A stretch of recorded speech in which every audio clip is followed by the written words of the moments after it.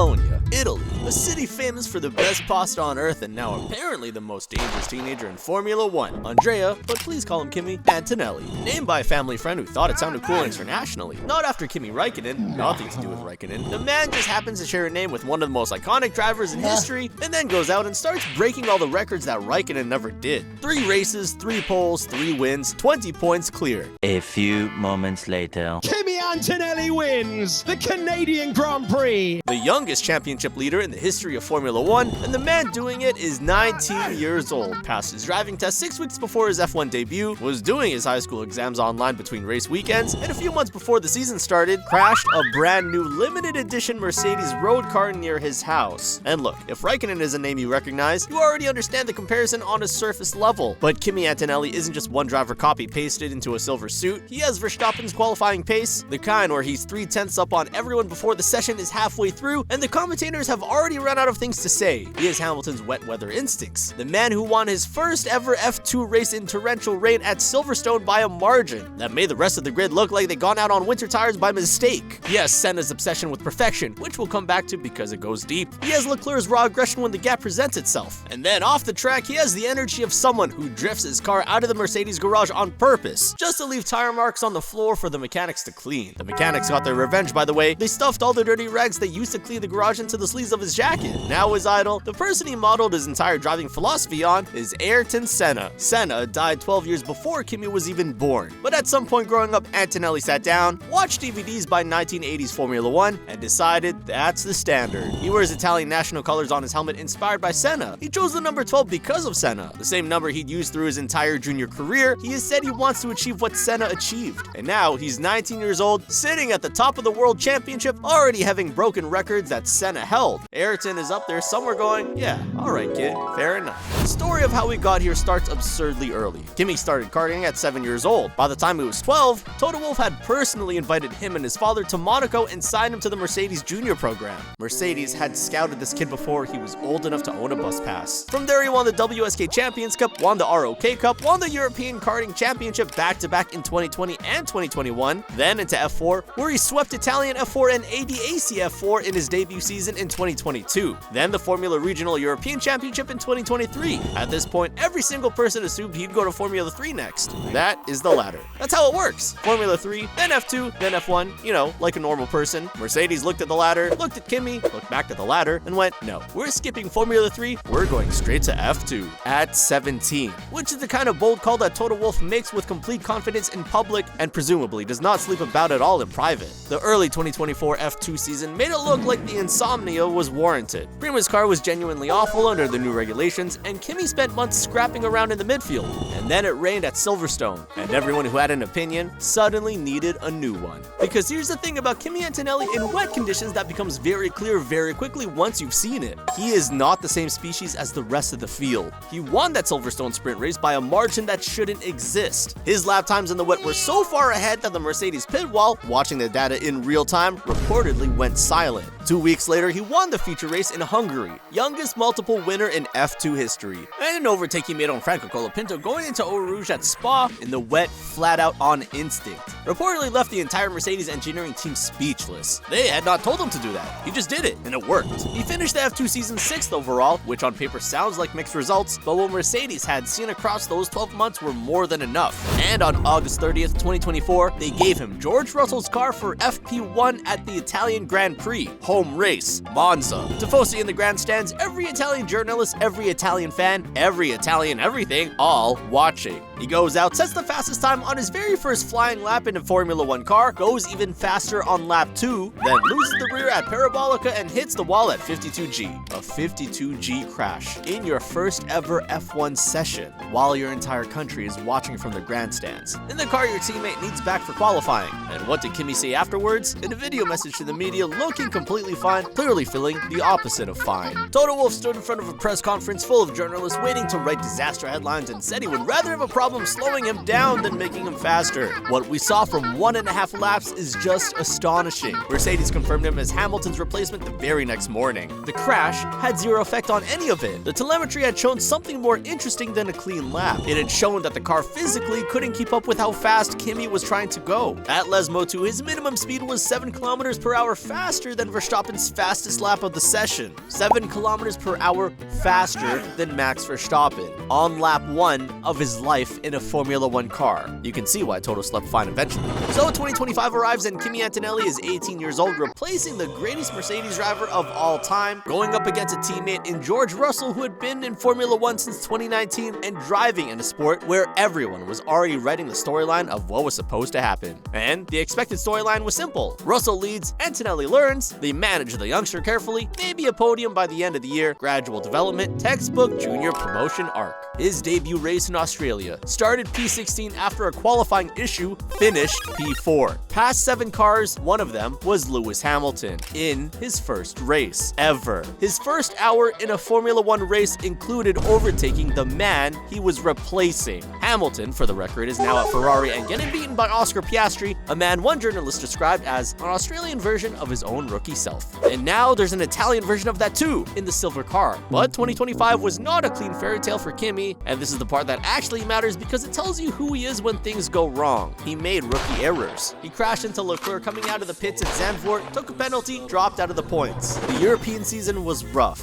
He called Belgium his darkest moment. He went to Monza, the track where everything had started, and drove so cautiously after the FP1 crash from the year before that the team could see it in the data from the pit wall. Toto called him in. Bono, Pete Bonington, Hamilton's old race engineer, now Kimi's, sat in on what Kimi later described as receiving a little kick in the butt. After which, Kimi told himself to reset and start from scratch. And here's the part that defines him. He went to see his psychologist. Not because he was falling apart, because he treats his mental approach to racing with the same technical obsession he gives the car's setup. He said to himself, the focus starts to go somewhere else. You try to get the final result instead of focusing on the process. That was my problem. That is not an 18-year-old saying that. That is someone who understands what elite performance actually requires and uses every tool available to get back there. He booked the sessions, went through the data, figured out exactly where his head had gone and why, and came back cleaner. Canada, mid-season. First F1 podium, P3, fighting Verstappen wheel to wheel. Even in the battle, on the radio, he told Bono he could feel he was overloading the front left tire behind Max. He ended 2025 P7 in the championship with 150 points, the highest scoring rookie in the history of Formula 1, in a car that wasn't consistently the fastest on the grid for most of the year.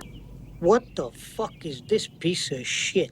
Oh, and he also sat and passed his Italian Matura exam, full high school finals in the middle of the season.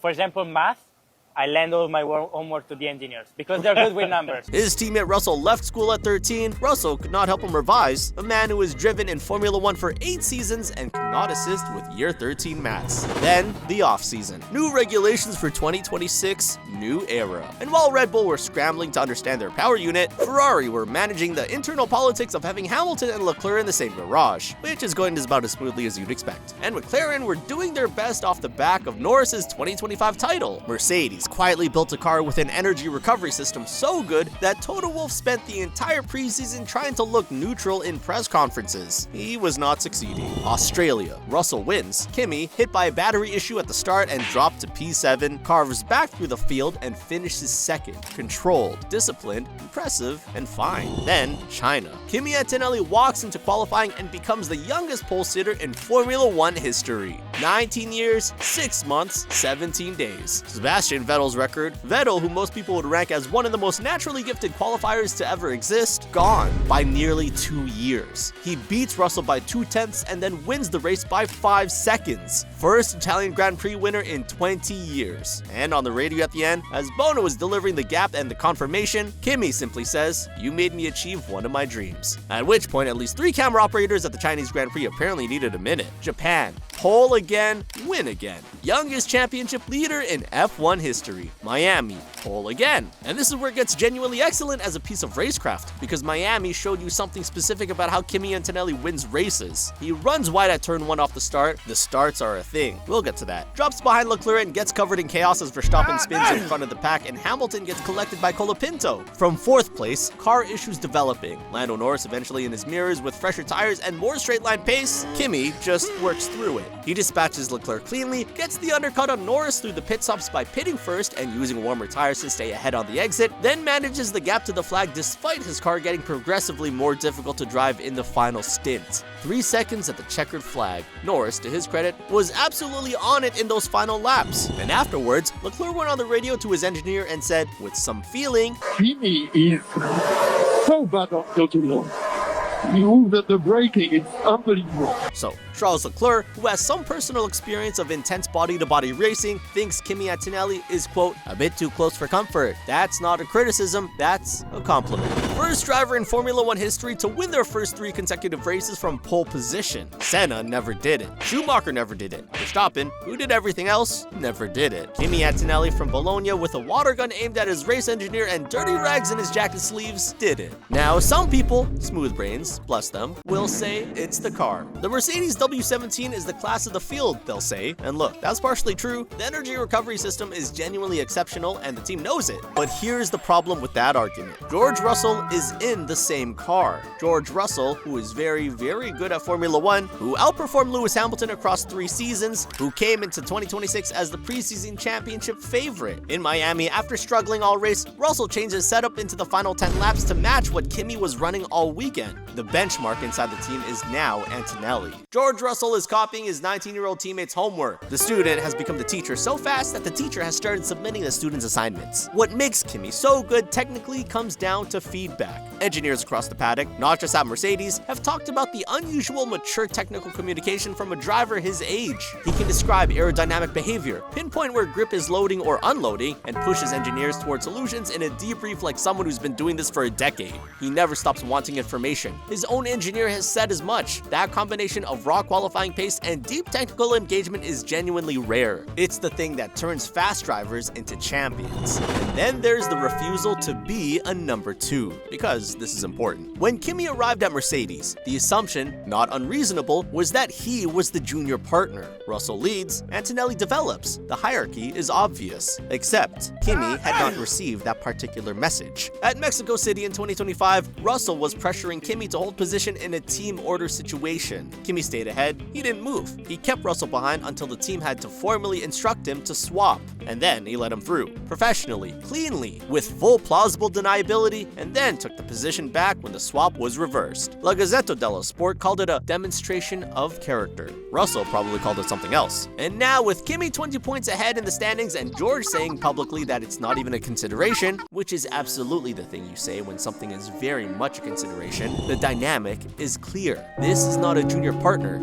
This is a championship contender in his 2nd year who has made his own teammate's car faster just by existing near it. I would say Kimi's strengths are 1 lap pace, wet weather mastery, technical feedback, mental resilience, and the ability to make the benchmark setup for an entire team without trying. And his weakness is race starts. The man qualifies on pole and then somehow manages to make turn 1 an adventure every single time. And secondly, road cars. Apparently, Mercedes gave him a GT63 Pro in January 2026. He crashed it near his house in February. He was fine, the car was not. Toto Wolff found out. Off the track, Kimi is one of the genuinely likable people in the paddock that's not always overflowing with genuine. He brought his whole school class to the Emilia-Romagna Grand Prix last year because they'd been forwarding him homework during the season, and he wanted to say thank you. He was appointed ambassador of Italian sport for San Marino. He carried the Olympic torch for Italy ahead of the 2026 Winter Olympics. He tells the press he wants to grow as a person this year, stay disciplined and focused, and then in the same breath announces he has a plan involving a water gun and Pete Bonington that he has been developing since January. Bonington, who once calmly talked Lewis Hamilton to 7 world championships, is now apparently required to approach the garage carefully. Bonington, also during qualifying at the 2025 Chinese Grand Prix, called Kimi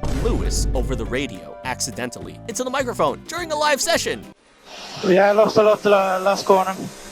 Yeah, copy that, Lewis. something like Kimi. An 18-year-old kid who just replaced the greatest Mercedes driver of all time got called by that driver's name by his own engineer, in real time, in front of everyone. And then, Italy. That's the thing hanging over all of this that goes beyond records and race results. 73 years since Alberto Ascari was the last Italian Formula One champion. A country that has Valentino Rossi, Yannick Sinner, Ferrari, and some of the most passionate sporting culture on earth. Kimi Antonelli himself has said he wants to be to Italian motorsport what Sinner is to tennis and Rossi was to MotoGP. He's 19. He's leading the championship, and he's doing it in a silver German car, which somehow makes the whole thing even more Italian. The weaknesses are real and they'll matter as the season goes on. The starts have to get better. You cannot keep gifting positions off the line in a season this long. The experience gap with Russell over a full campaign is real, and there will be a moment, probably multiple moments, where it shows. The pressure of an actual championship fight, not a promising season, an actual title race, is something no amount of psychologist sessions can fully prepare you for until it's happening. And when it gets tight, in the final 6 races of the year, with everything on the line, that is when we find out what Kimi Antonelli is really made of. But right now, 4 races in, 20 points clear, the youngest everything, with Canada next on the calendar and Mercedes saving their biggest upgrades for Montreal. 12 seconds later. The answer to the question of whether this kid is for real is already obvious. It's May 2026. Watch this space.